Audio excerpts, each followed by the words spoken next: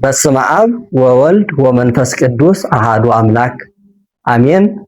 ይትባረክ እግዚአብሔር አምላከ አበዊነ ሊቃውንት ናይ ሊቃውንት ናይ አቦታትና አምላክ እግዚአብሔር አምላክና ዝኸበረና ዝተመስገነ ይኹን። ዝኸበርኩም ናይ ሐመረቅን የዘዋላ ቤተሰብ ከመይ ቀኒኹም? አነ እግዚአብሔር አምላክ ይመስገን ሰላሜ። ሎሚ ብናይ ግሲ አርእስቲ ተራኺብና ኣለና ማለት እዩ። ናይ ግሲ አርእስቲ ሸሞንተዮም መን ኸይበሃሉ እንተልና ድማ ቀተለ፣ ቀደሰ፣ ተንበለ፣ ባረከ፣ ማሄረከ፣ ሴሰየ፣ ክህለ፣ ጦመረ ይበሃሉ ማለት እዩ። ናይዚኦም ትርጉሞም ኸ ከመዩ እንተልና ቀተለ ማለት ቀተለ እዩ ከም ዘለዎ፣ ቀደሰ ማለት አመስገነ ማለት እዩ፣ ተንበለ ማለት ለመነ ጸለየ ማለት እዩ፣ ሴሰየ ማለት መገበ አብለዐ ማለት እዩ፣ ክህለ ማለት ኸአለ ማለት እዩ፣ ጦመረ ማለት ድማ ጸሐፈ ማለት እዩ። ሸሞንተዮም ቁጽሮሙን ማለት እዩ። ካብሃ ክሳዕፈን ዘለው አናቅጽ ከም ምልክት ከም መራሕቲ ኮይኖም ያገልግሉ ማለት እዩ። ግስ ማለት ዝኸይድ ዝጓዓዝ ማለት እዩ። ጀሰ ዝብል አንቀጽ አሎ። ጀሰ ተጓዓዘ ኸደ ማለት እዩ። ካብዚ ዝወፀ እዩ። ግስ ማለት ዘመድ ዘርኢ እዩ።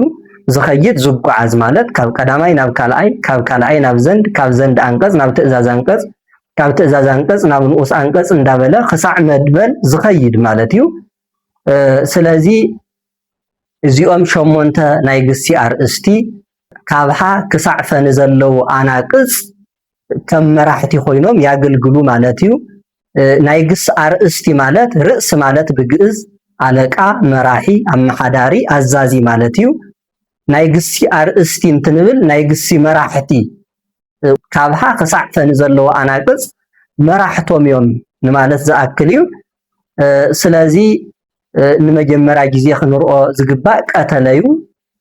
ካብሃ ክሳዕ ፈ ዘለው ግስታት ብምሉኦም ምልክቶም ዝልሕልሕ እንተኮይኑ ቀተ ይብል፣ ዝጠብቅ ግሲ እንተኮይኑ ቀደ ዝብል ጽሑፍ ኣለዎ አፍታ ላዕሊ።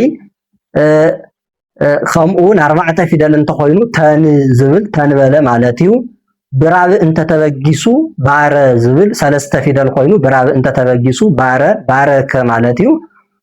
4 ፊደል ኮይኑ ብራብዕ እንተተበጊሱ ማህ ዝብል ኣለዎ ማህረከ ማለት እዩ። በሃምስ ዝተበገሰ ግሲ ዝጀመረ ሴሰ ይብል ሴሰየ ማለት እዩ። ብሳድስ ዝተበገሰ ክህ ይብል ክህለ ማለት እዩ። ብሳብዕ ዝተበገሰ ጦመ ይብል ጦመረ ማለት እዩ። ከምዚኦም ጌርካ ግሰስ ማለት እዩ።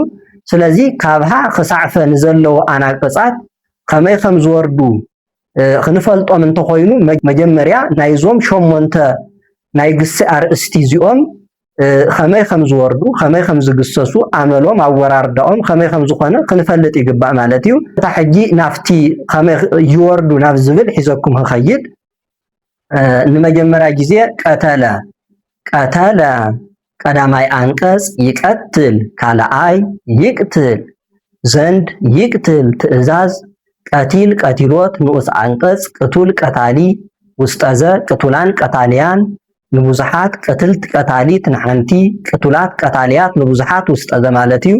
መቅትል መስተቅትል መስተቃትል ባይድ ቅጽል፣ ቀተልት መድበል፣ ቀትል ዘመድ ዘር፣ ቅትለት ሳቢ ዘርኢ፣ ምቅታል ባይድ ዘር ይብል ማለት እዩ። ካብዚ ቀጺሉ ቀደሰ እዩ።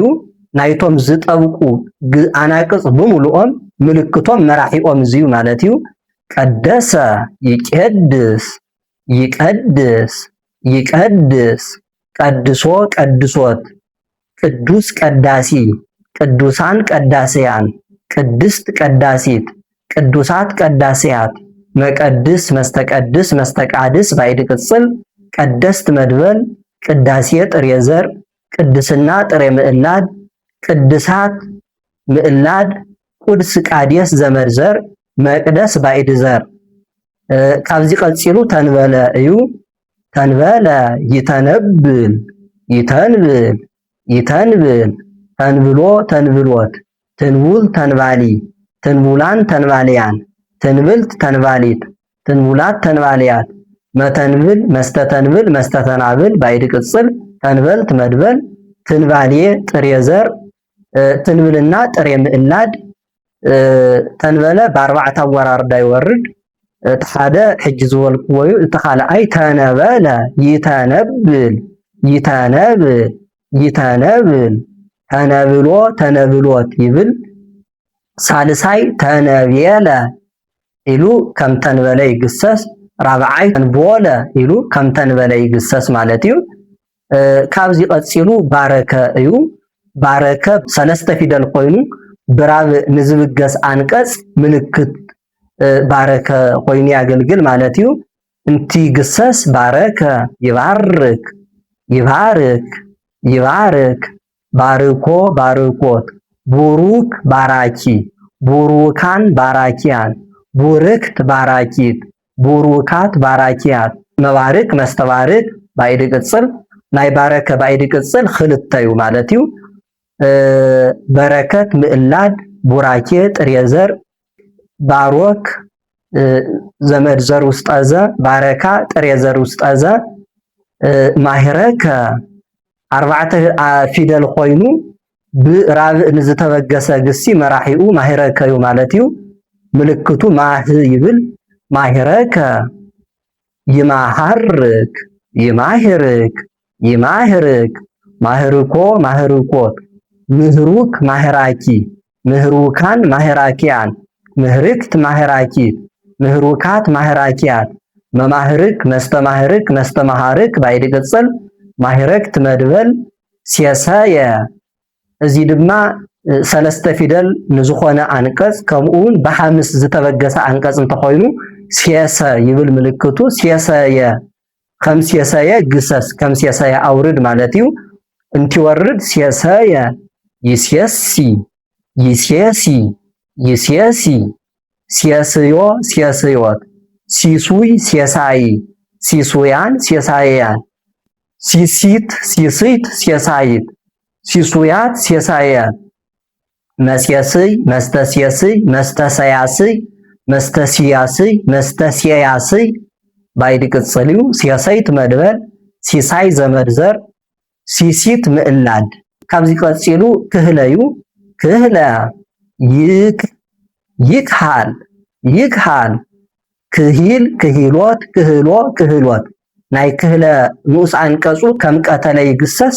ይወርድ ከም ቀደሰውን ይወርድ እዚ ማለት ናይ ክህለ ንኡስ አንቀጽ ብሳብእና ብሳድስ ይጭርስ ማለት እዩ ክልተ ንኡስ አንቀጽ ይዘለዎ ክሂል ክሂሎት ክህሎ ክህሎት ክሁል ከሃሊ ክሁላን ከሃልያን ክህልት ከሃሊት ክሁላት ከሃልያት መክህል መስተክህል መስተካህል ካሃልት መድበል ክህል ካህል ዘመድ ዘር እዚ ቀፂሉ ጦመረ እዩ ጦመረ ይጦምር ይጦምር ይጦምር ጦምሮ ጦምሮት ጡሙር ጦማሪ ጡሙራን ጦማርያን ጡምርት ጦማሪት ጡሙራት ጦማርያት መጦምር መስተጦምር መስተጠዋምር መስተጥዋምር መስተጥዋምር መስተጦዋምር ባይድ ቅጽል ጦመርት መድበል ጦማር ዘመድ ዘርኢ ጦማራት ጠዋምር ብብዙሕ ኣብሃ ክሳዕፈ ንዘለው ግስታት መራሕቲ ምልክት ኮይኖም ዘግልግሉ ሸሞንተ ናይ ግሲ አርእስቲ ዝበሃሉ እዚኦም እዮም ማለት እዩ ስለዚ ካብሃ ክሳዕፈ ዘለው አናቅጽ ከመይ ከም ዝወርዱ ክፈልጥ ንዝደሊ ሰብ መጀመርያ ንዚኦም ክፈልጥ ይግባእ ማለት እዩ እቶም መራሕቲዮም ናይቶም መራሕቲ ናይዞም ሸሞንተ መራሕቲ እዚኦም ድማ ሰራዊት ኣለውዎም ማለት እዩ ብኻልእ መዓልቲ ናይዞም ሸሞንተ መራሕቲ ሰራዊት ሒዝና ብኻልእ ቪድዮ ክንራኸብና ማለት እዩ ስለዚ ዝኸበርኩም ናይ ሃመረ ቅኔ ዘዋድላ ቤተሰብ ሸሞንተ ናይ ግስ አርእስቲ ዝበሃሉ እዚኦም ይመስሉ ማለት እዩ ብነፀላ ግስ ያወራርዳ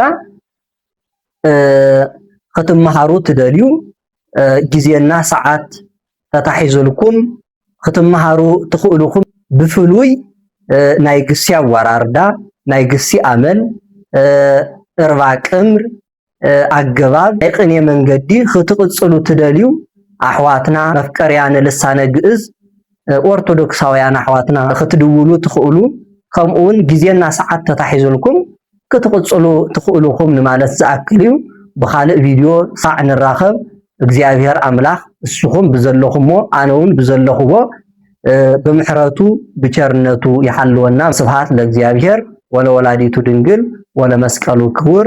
ሰላም እግዚአብሔር ምስ ኩላህና ይኹን።